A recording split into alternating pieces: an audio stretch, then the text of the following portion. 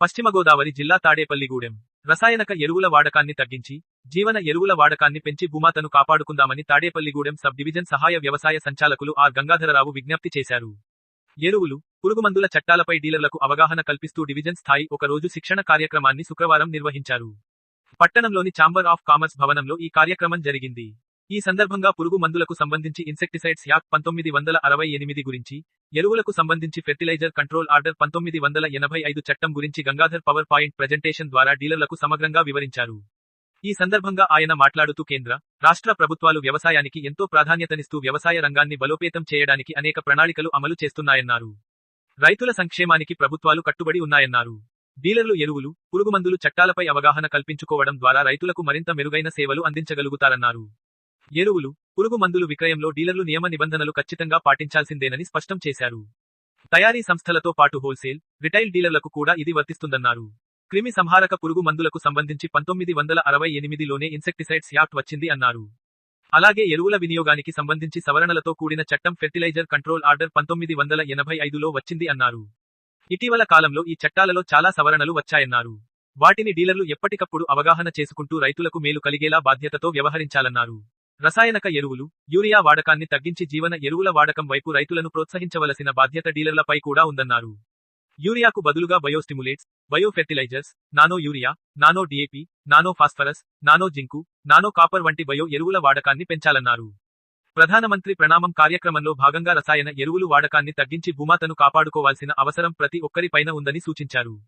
Urea వాడకాన్ని తగ్గించడం ద్వారా కేంద్రంపై సబ్సిడీ భారాన్ని తగ్గించడంతో పాటు భూమాత ఆరోగ్యాన్ని కాపాడగలుగుతామన్నారు. ప్రజలకు ఆరోగ్యకరమైన పోషక విలువలతో కూడిన ఉత్పత్తులను అందించగలుగుతామన్నారు. భూమాతను కాపాడుకోవడం ద్వారా సుస్థిరమైన వ్యవసాయానికి దోహదపడుతుందన్నారు. తద్వారా రైతులు ఆర్థికంగా వృద్ధి చెందగలుగుతారన్నారు.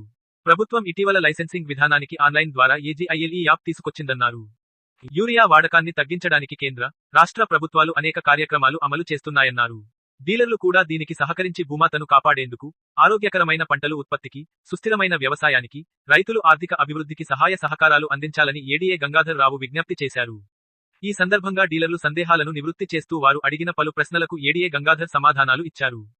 డివిజన్ స్థాయిలో జరిగిన ఈ కార్యక్రమంలో ఏడీఏ గంగాధర్ తో పాటు ఈ సబ్ డివిజన్ పరిధిలోని తాడేపల్లిగూడెం, పెంటపాడు, గణపవరం మండలాల వ్యవసాయ అధికారులు వి. నారాయణరావు, చీర్ల రవికుమార్, ఆర్. ఎస్. ప్రసాదరావు, గ్రామ వ్యవసాయ సహాయకులు, సొసైటీల కార్యదర్శులు, సేల్స్ మ్యాన్లు, ఎరువులు, పురుగుమందుల డీలర్లు పెద్ద ఎత్తున పాల్గొన్నారు. చట్టాలలో వచ్చిన సవరణల మీద పూర్తి అవగాహన కల్పించే కార్యక్రమంలో మరి తాడేపల్లిగూడెం సబ్ డివిజన్ లో ఉన్న 3 మండలాలు సంబంధించిన సుమారు 100 మంది పైన డీలర్స్ ఈ రోజు రావడం జరిగింది. వీళ్ళందరూ కూడా శిక్షణలో పాల్గొని దీని మీద చాలా విషయాల మరి అవగాహన చేసుకుంటున్నారు.